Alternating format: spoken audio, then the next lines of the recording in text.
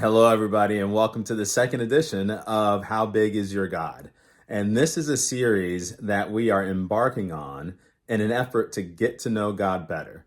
A lot of times we picture God in this tiny little box, and we say, this is as big as we can see that God is. This is the biggest God that I know.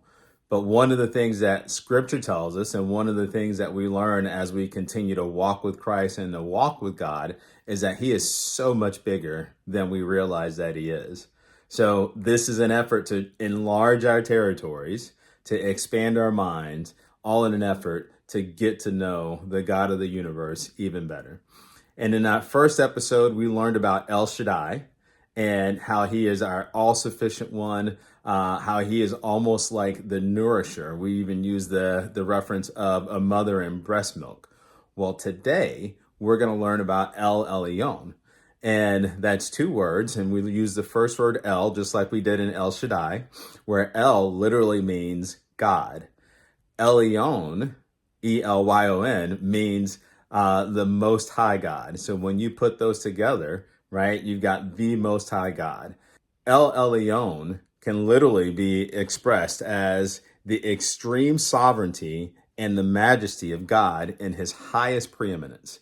And this first occurs in Genesis. Just to give you a little bit of context as to what was going on in Genesis, this was a polytheistic society, meaning that they actually worship multiple gods. Now, we know that there's really only one God.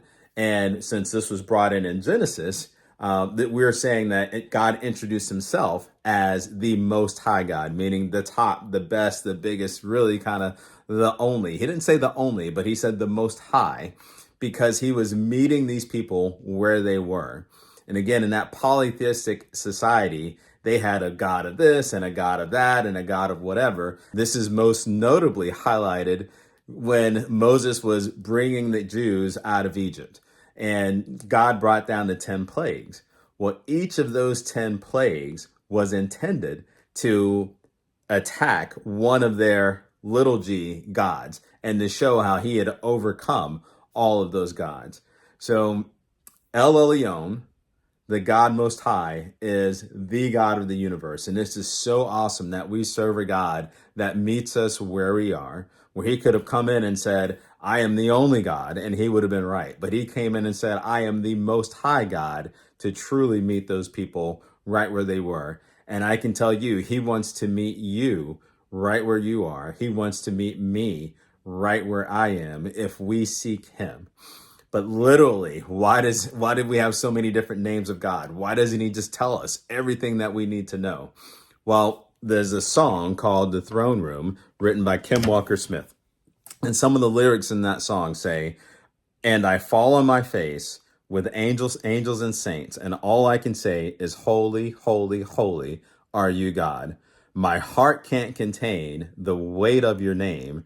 All I can say is, holy, holy, holy are you, God. So why doesn't He give us everything there is to know about Him and everything that there is to know about the world? And why doesn't He tell us exactly what we need to do and all the details? It's because we can't handle all of it. And it is truly out of His love for us that He meets us where we are. He gives us what we can handle. And He knows this because He is El Elyon, the Lord Most High.